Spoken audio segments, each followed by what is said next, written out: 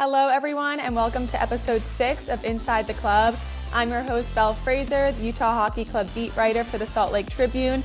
And today we are joined by another special guest. We have Andrew Mahoney here. He is a producer and college hockey reporter for the Boston Globe, and he's covering 2 of Utah Hockey Club's prospects, and we're going to talk a little bit about it today. But Andrew, thank you so much for joining us. How are you doing? I'm exhausted, quite frankly. I'm not the only one. Someone just came up to me and said, "Hey, what happened to that nice kid from BU who used to ask all those great questions at the press conferences?" And I'm like, "You're not going to believe this. She went out to Salt Lake. She's covering the Utah Hockey Club. She's crushing it, and we're all proud of her. But now we're all working really hard around here because we don't have your coattails to ride in. So Not thanks at again." all. Yes, I appreciate the kind words, but you are the voice of college hockey for everyone out there in New England, especially for the Globe. So just wanted to get your perspective on Utah Hockey Club future players that fans can be excited about. But first, I acknowledge that I talk a lot about BU and Hockey East and college hockey, but a lot of the new fans maybe don't know a lot about it. So the 2 players we're going to talk about today are Michael Hrabal and Will Skahan from UMass Amherst and Boston College. And those are 2 teams in Hockey East. So Andrew, you cover Hockey East. I can jump in too, but just for people who are new to college hockey, what is the conference like? The parity, the talent, especially in the past few years, just on, a national scale. Yeah, I know college football is big out your way, and I know about, the Utes, and Alex Smith played for the Utes, and I go back to the 80s when BYU was quarterback U, and they had, Jim McMahon and Steve Young both went on to win Super Bowls in the NFL. Steve Young is, of course, an NFL Hall of Famer. And I bring that up to say, for the people who are familiar with college football, Hockey East is sort of like the SEC of college football. The SEC in college football, you have Georgia, Alabama, Texas. That's what Hockey East is in college hockey, in my opinion. I think it's the best. And they have so many top programs. Of course, Belle likes to talk about BU, and I'm not sure if I'm allowed to mention Boston College on here, but top to bottom, there's 11 teams in the conference, all within New England, 6 in Massachusetts. And it's just outstanding, the competition. And so I think when these kids go on to move to the next level, they're battle tested, and you have an idea of if they have a chance to be successful or not. Yeah, and there's a lot of paths players can take to get to the NHL, but if you read the Beanpot story that the Tribune posted last week, Andrew covered the Beanpot, a lot of the players, namely, Clayton Keller, Michael Kesslering, John Marino, Alex Kerfoot, Jack McBain, they all played college hockey in New England, and I think it's definitely a really popular path to take. I think the cool thing, and Andrew, I imagine you agree with this, is that you get to cover the NHL's next stars before they make it to that stage. Macklin Celebrini was at BU last year. You look at the BC roster, and it's Ryan Leonard, Will Smith was there, Hagens, who's a really top pick this year. So just to give people perspective, college hockey's different. You can get drafted, and then you can go play there for 4 years. So you kind of know where these guys might be in the league, and then you get to see them play collegiate hockey and for a school for 1 to 4 years. So that's the cool part, I think, about college hockey that's different in the NFL and NBA, just the time they get to develop after they get drafted. And 2 of Utah's draft picks have taken those paths, 2 different positions, defenseman and goaltender. We can start with Michael Hrabal because I feel like there's been a lot of questions about him recently from the Utah fans because Karel Vejmelka is going to be an unrestricted free agent soon. Ingram has another year left on his contract, but the goalie future is kind of unclear who they want to keep, especially because they have good prospects in the pipeline. So Andrew, goaltenders are different. They're harder to scout and know if they're going to be the real deal. But what have you seen from Michael at UMass in his freshman season and now his sophomore season that maybe suggests he can, go the long haul? There are 2 things that stick out to me. One is how he has performed on the big stage. He's was in goal for Czechia for the last 2 World Junior Championships, and both times they won the bronze. And you can rate these countries differently, I guess, but I wouldn't put Czechia as the 3rd best. Typically, I think normally you would look at the U.S., Canada, Finland, Sweden, less political times, Russia, but Hmm. they're not allowed to play in international competition. So the fact that he was able to do that, and he did that each time in the quarterfinals, they beat Canada. And this year Yeah. they beat Canada in Ottawa. So he checks off a lot of boxes right there in terms of performing on the big stage. To do that 2 years in a row, that's pretty cool. Um, and then in terms of just overcoming adversity, I think you and I probably saw perhaps his worst game. Yep. His freshman year, he plays just a loaded Boston College team at the Garden. That they were getting healthy. They had 4 first-round picks on that team, and Gabe Perreault made his return back, and Boston College just killed them 8-1, and it was ugly to the point that some of the more fanatical UMass fans are like, "There's no way they can go back to Hrabal for the NCAA tournament." Hmm. And Carvel stuck with him. 6 days later, they play a very good Denver team. You and I both know what Denver went on to do. We do. And they take Denver to double overtime. And UMass just couldn't get one in the net. Denver wins 2-1 after 90 minutes of play.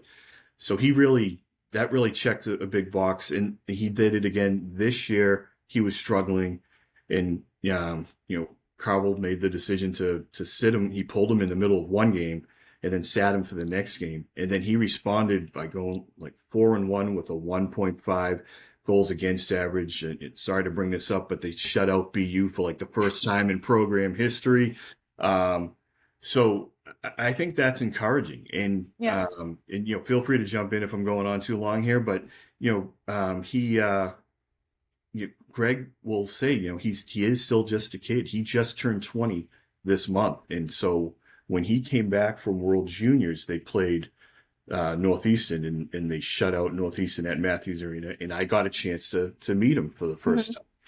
And he is every bit of the 6'7" that he is listed at, because I'm about 6'2", and he came out in street clothes, so he didn't even have the skates on, and I was still just kind of looking up at him like, hello, young man. And but he does still look like a kid. He's still got the baby face, but as big as he is, and Greg has talked about this, and I'm sure he talked about it with you as well. Like, he's still incredibly mobile and athletic too. So I think there's a lot of encouraging signs there if you're a Utah fan.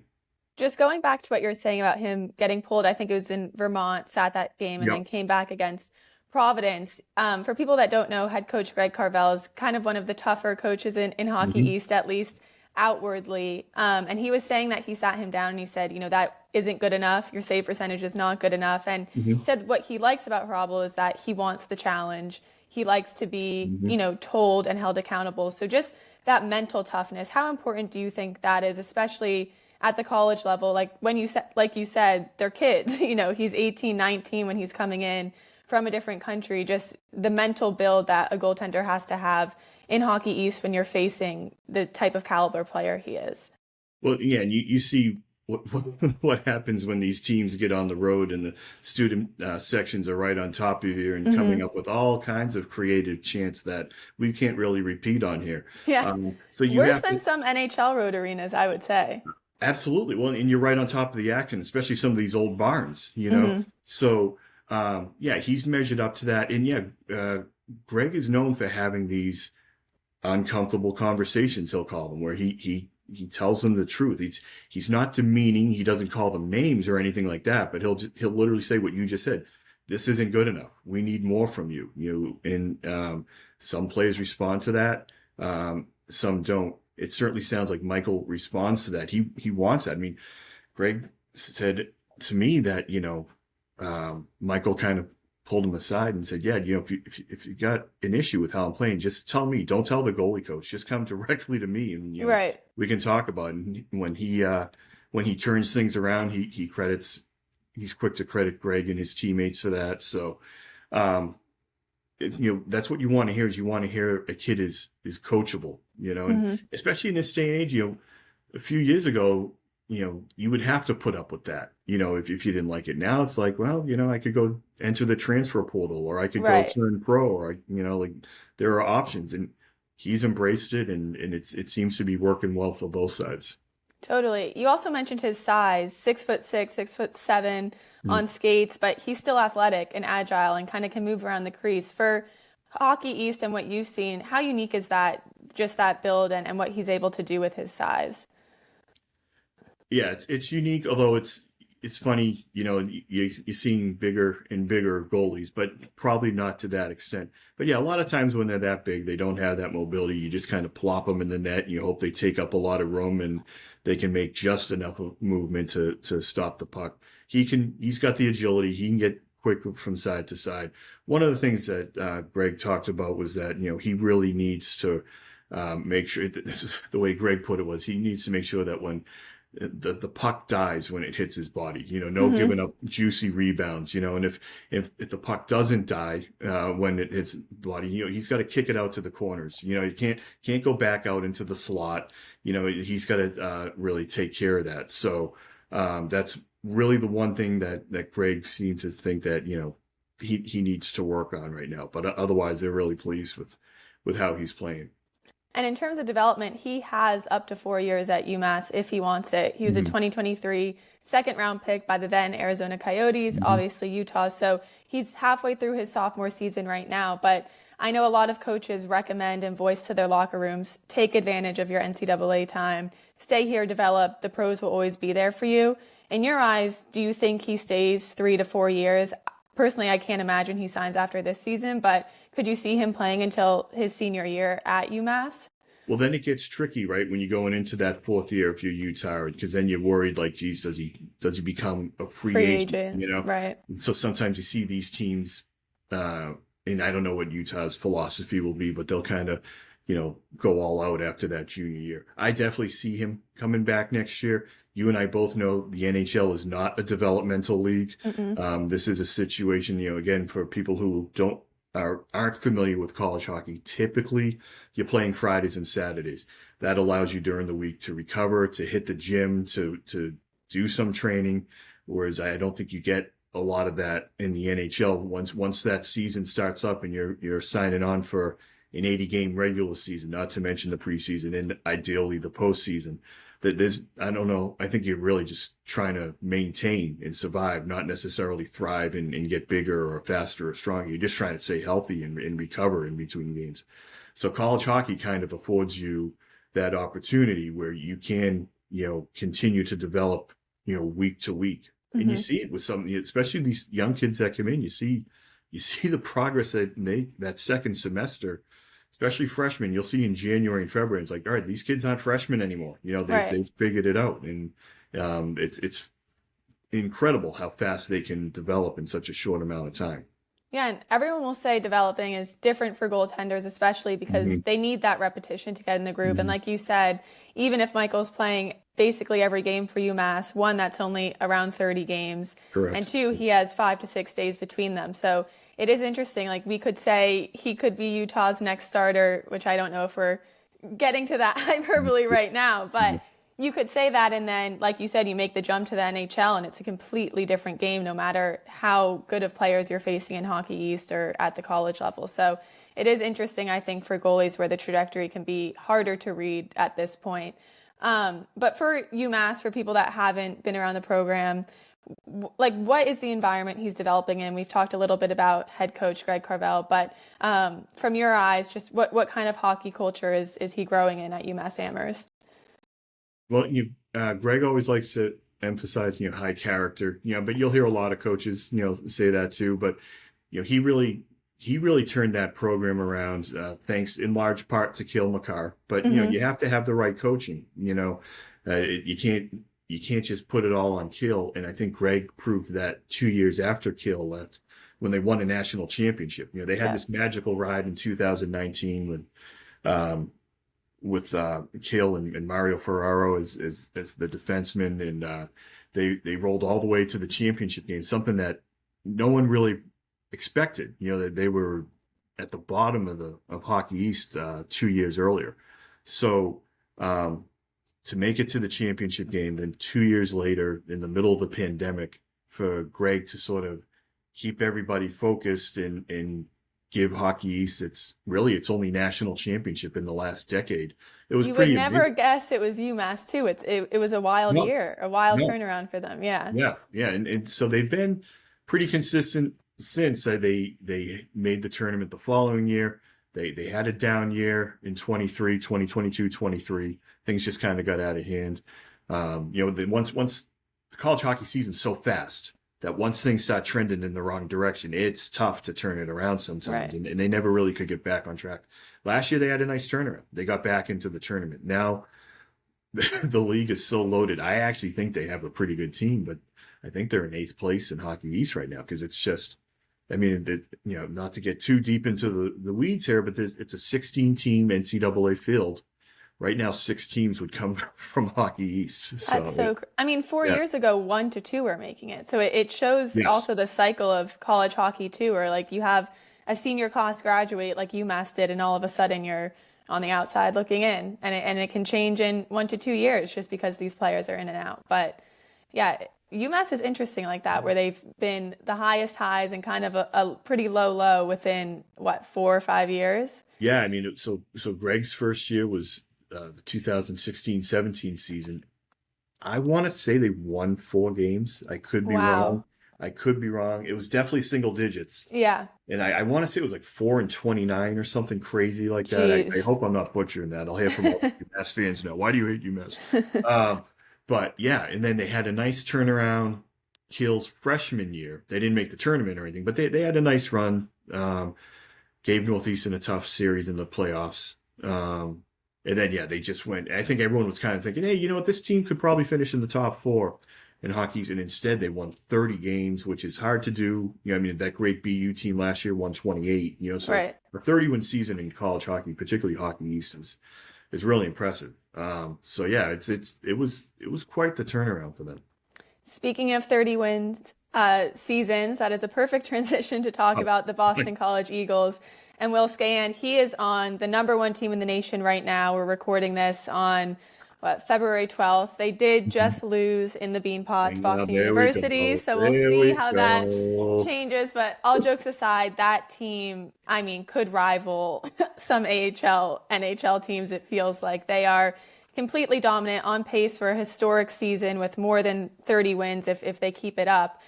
So he's in a different position where he's really a depth defenseman for them, it Hmm. seems, where he is sometimes the 7th defenseman or he'll be a scratch just because they have so much firepower with that roster. So, he's not in the position like Hrabal where he's the starter and he's the guy for them. But how have you seen him kind of handle that? And when he's in the lineup, what does he bring when he's called upon? He's physical, and I think, everyone wants, we were just talking about Kill or, one of your guys, Adam Fox with the Rangers. He's not going to be that offensive force, but he's a big physical, probably be a stay-at-home defenseman. Some of the comparables in terms of what his production could be in the NHL, and I realize this, I'm talking about a Boston audience here, but an Adam McQuaid or a Kevin Mm-hmm. Miller or something like that. Someone that you could count on to have a nice long NHL career. I don't know if he's going to be a top pair defenseman, but he's looked good in the time that he's gone in. Like you said, that BC's Monday night notwithstanding, BC's D-core might be the best in the country. Yeah. And I mean we mentioned Hrabal playing in the World Juniors. The U.S. has won gold medal the last 2 years, and BC has a pair of defensemen that were on both of those teams. The Right. sophomores. You got Drew Fortescue, another Rangers draft pick, and then Aaron Minetti, and he's a Dallas draft pick. So you get them, and then you have Eamon Powell came back for a 5th year, so he Mm-hmm. was captain last year. So you start to look at that roster, Reschek, it's just a deep team, and that's when you see, unfortunately, you see Will kind of get pushed back a little bit and a little bit and a little bit. I think on a different roster, maybe he gets a little more ice time. Maybe he wishes he had more ice time, but I think he also sees the success that the team is having. And he's young. He's Mm-hmm. 18. And typically, most defensemen do need at least 2 or 3 years. You look at some of the big names, McCarr was at UMass for 2 years. Fox was at Harvard for 3 years. And honestly, Yeah. if he didn't get the trade that he wanted, he might have gone back to Harvard for a fourth year once he told the Predators that he wasn't going to come sign with them after his junior year. And again, this goes back to what we were talking about. He could have gone back to Harvard for a senior year and become a free agent, and then you Yeah. lose his rights. So, McAvoy was at BU for 2 years. The only one that I can think of that left after 1 year, off the top of my head, I'm sure there are others, was Noah Hannafin, who Right. left after 1 year at BC. But he was the number 5 overall pick. That was a draft. That was an incredible draft where McDavid's number 1, Eichel is number 2. I can't remember who 3 and 4 were. So typically you want these guys stick around for 2 or 3 years. I think he'll be there for at least 3 years, especially as some of these guys ahead of him graduate or turn pro. Then you'll see him get more responsibility, and we'll get a better feel for what he can be. Got it. And yeah, just to further explain for the new college hockey fans, I hope, um, when you go and play college hockey, a big reason why teams will try to get you after your junior year is, like Andrew said, after your fourth year from the draft and in college hockey, you become a free agent. So you can sign your entry level with basically any team in the league if they want you. So that is the danger of letting a player stay for 4 years in college hockey, even if conversations are good and you think that they'll still sign with their draft team. Sometimes they want to get them a little bit earlier just to make sure that they still have the rights to that player. So that definitely comes into the equation. But like you said, Andrew, Skahan is he's a freshman. And in college hockey, I think you see a lot of players have to wait for their moment, like you've kind of said. And BC is probably a program that is worth sticking around in. So from the mental side of it, do you see players kind of take their freshman season to understand college hockey, NCAA, and then take a step in their sophomore season, one with more responsibility, but also just being comfortable in the system on a team as competitive as, the Eagles? Yeah, I mean, I think it varies from program to program, right? But yeah, I mean, I certainly think that would be the wise thing for him to do. And not only is he a freshman, but he's a true freshman. He's Hmm. 18. He'll turn 19 in May. And so, sometimes he's like, oh, he's a freshman. Well, he's 20 years old. You know what I mean? Right. And so he's still, I don't want to call him a boy, but he's still growing and figuring things out. So yeah, I think you do see these guys that they realize that they have a good thing. Maybe it's not the amount of playing time they want as a first year, but they can see down the road the experience that they're going to get. And so I think it behooves them to stick around. Their coach, Greg Brown, was a terrific defenseman in his playing days. And I think that certainly is a draw for someone like Will to stick around the program. I was literally just about to ask about Greg Brown, similar to how I asked you about Carvel. Just what does he bring as a head coach? Like you said, he's obviously has his NHL pedigree and experience with BC, but one of the more respected coaches in Hockey East, obviously, from dealing with him and covering his teams the past few years. Who is Greg Brown as a coach, especially for Will? Well, again, like I said, we talked about his pedigree as a defenseman. He had a great college career, was an All-American captain, represented the U.S. back before the NHL was allowed to play in the Olympics. I think Hmm. he played at least on the 90 team, maybe even on the 86 team too, and so it's funny, he's still kind of coming into his own, just kind of like Pando, Jay Pandolfo with BU. They both were hired the same year as head coaches. So he's in his third year as head coach at BC, but he served for 14 years under Jerry York. And then he, of course, went over to the Rangers with David Quinn as an assistant.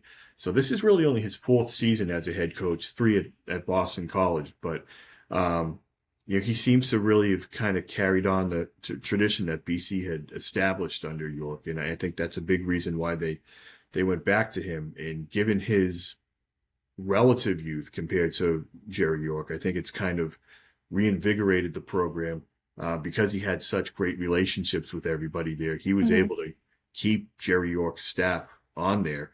And it was a seamless transition. A lot of times a coach comes in, they want to bring in their own people. Well, he had worked with these guys already. So it's kind of helped them reload much in the way that BU has been able to reload with Pando in charge. Totally. And I think that speaks to the question about the environment Will's in at BC. That's a blue blood college hockey program. I don't know if you have anything to add beyond the Greg Brown aspect of it, but I think when you talk about NHL pipelines, BC is, at the top of that list for players trying to take that next step. And Utah Hockey Club fans should be happy that he's at a place like Boston College before getting signed, I think, and that's coming from everyone knows my alliances. But I think if you're a fan wanting your players to come to the NHL as prepared as they can be, or the AHL, Boston College is kind of a place to do it.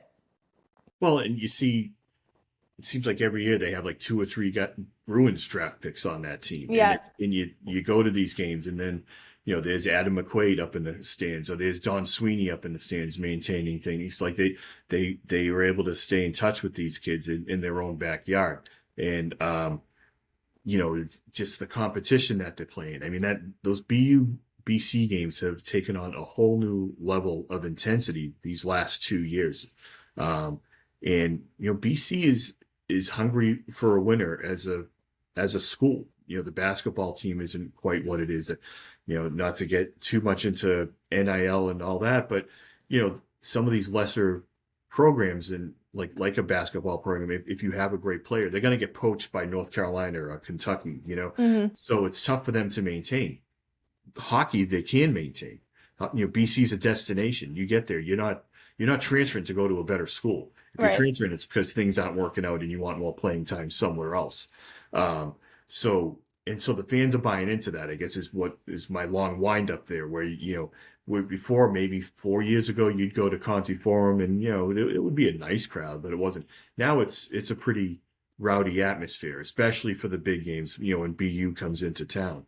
And so I think that helps prepare you when you play in an atmosphere like that. And then when you're good, you bring out the opposing crowds too. So like you're Mm-hmm. getting everybody's best game when you're on the road, because everyone likes to hate, the best team. And there's, BC has that tricky relationship with some of the other schools. There's a lot of animosity. Certainly there's resentment between BU and BC. I think there's resentment between UMass and BC. UMass Mm-hmm. likes to call themselves the flagship, right? Right. But then there's a lot of people that look at Boston College as the Boston school.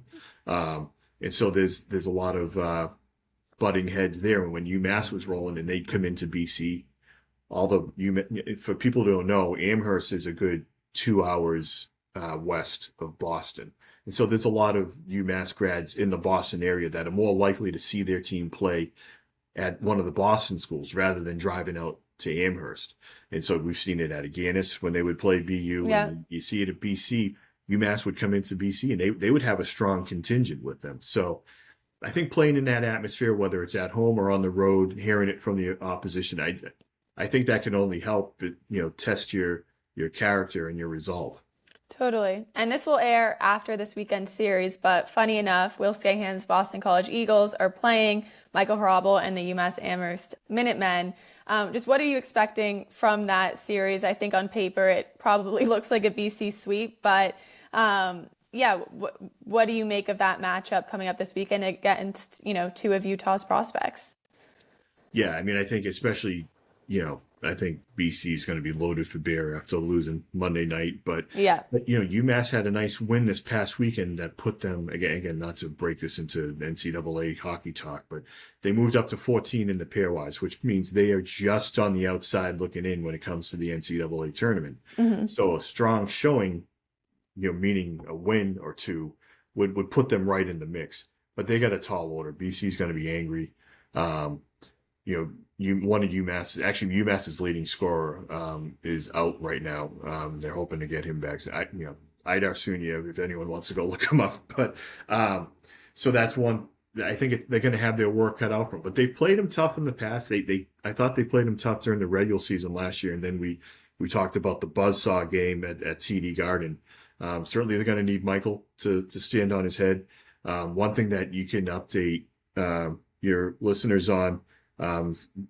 Michael was on the watch list for the Richter Award, which goes to the top goalie in college hockey, and we just voted on that. And the ballot won't be the top 10 will not be released until tomorrow. So by the time this airs, you'll be able to tell people whether or not he made it as a top 10 finalist. He won't. I don't think he won't make the top 3, unfortunately, but he's got a shot to be a top 10 finalist, and it's certainly he gives him. It's like boxing. You talk about a puncher's chance. I mean, if he goes into Conti Forum, at BC and stands on his head, they have a chance. But BC's going to be one angry team, that's for sure.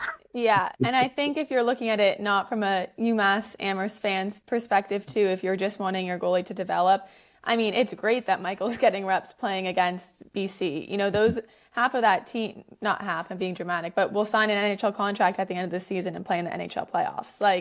So I think that's a positive where, okay, even if UMass loses or gets swept, that's the type of experience that's going to make Michael Hrabal so much better when he eventually comes to Utah. And certainly, it was a slight exaggeration when you say at the end of the season, but certainly half of this roster, maybe at the end of the careers, might be signing. Yeah. Not if not this year, then the year after that. So it's a stern test that he's going to face, and I'm looking forward to it. I'll be at BC on Friday. I will not be going out to Amherst on Saturday, but you don't want to go to Amherst on a Saturday night? I have no qualms with Don't you be getting me in trouble now. I know you've been there as well. I'd love going to Antonio's and grabbing a slice of pizza while I'm there. The best, yeah. But I will actually, on Saturday, I'll probably head over to see Terriers. I believe they're playing Providence this weekend. So, yeah. Good choice.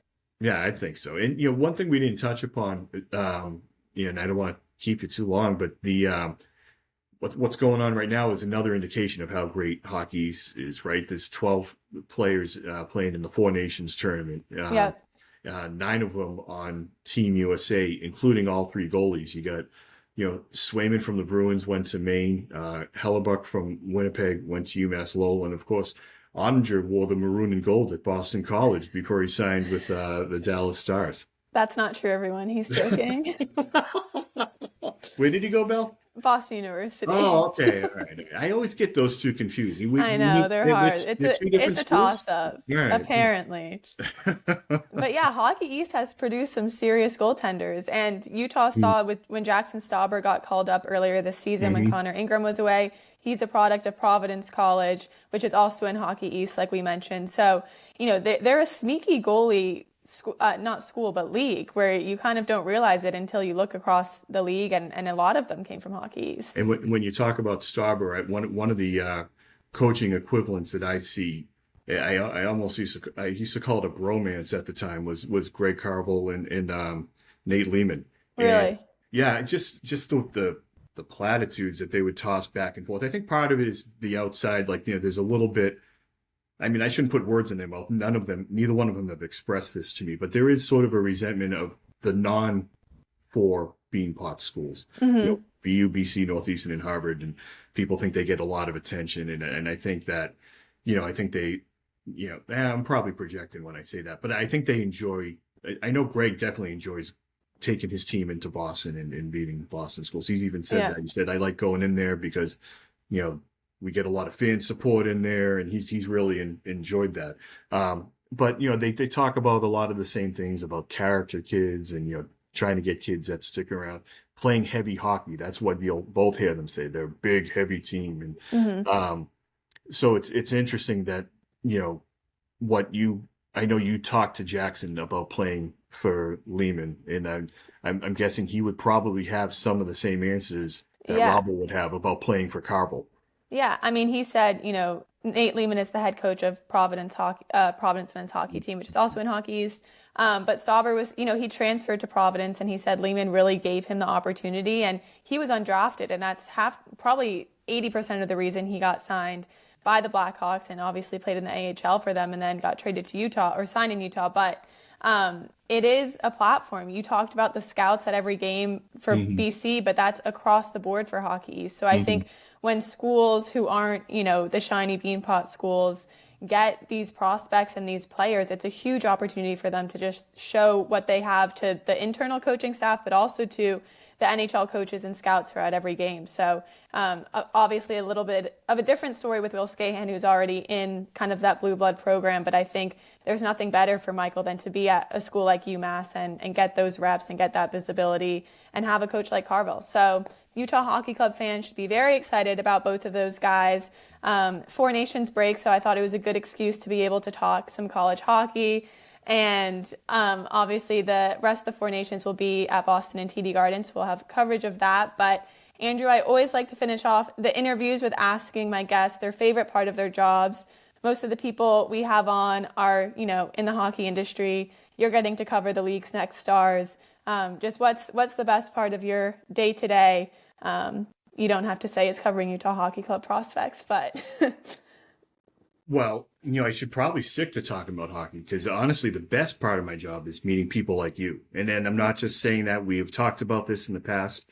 And it was the most unexpected part of it when I started doing this full time about 7 years ago now, was the connections you make. And in particularly these aspiring young journalists. It's really impressive. It's really heartening, to see that the industry is in such good hands for the future. So that's my favorite part. But absolutely, getting to know some of these young players. It's kind of cool. And then you see them go on. One matchup I wanted to mention was if you go back to the 2019 NCAA tournament between UMass and Harvard, the top D-core, the top defensive pairing for UMass was Cale Makar and Mario Ferraro.